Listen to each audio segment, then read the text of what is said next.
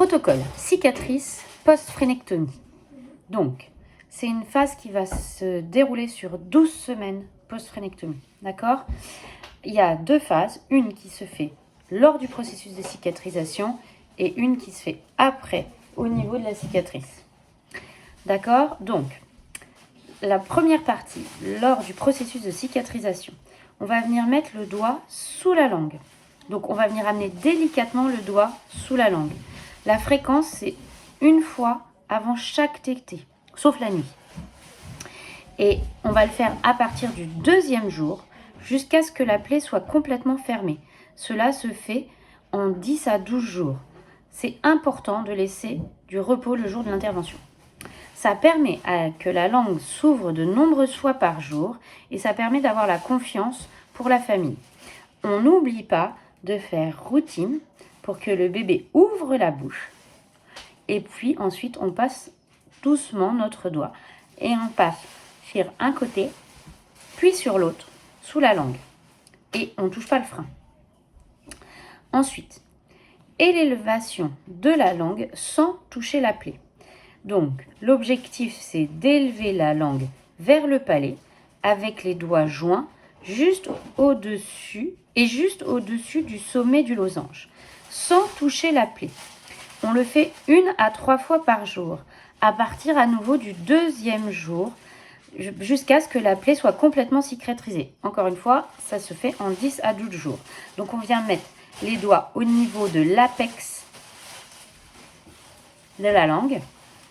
Et l'objectif, c'est d'étirer le losange en maintenant 2 secondes vers l'arrière. D'accord? On peut remettre un petit coussin au niveau thoracique qui permet une ouverture. D'accord? Ça va nous mettre la tête légèrement en extension. Et donc, on a dit 1, 2 ou 3 fois par jour. D'accord? Vient ensuite, une fois que la cicatrisation est faite, les exercices suivants. Donc, on va commencer par faire une pression sur le frein, d'accord? Donc, une fois que la plaie est fermée, d'accord, on va venir, en fonction de la tolérance du bébé, faire une pression douce et modérée avec la pointe du doigt en dirigeant la pression vers l'arrière au niveau de la partie moyenne du nouveau frein. Donc, on va pousser vers l'arrière. Maintenir entre 3 et 5 secondes. La fréquence, c'est 3 à 5 répétitions par jour. Ah non, 3 à 5 répétitions. 1.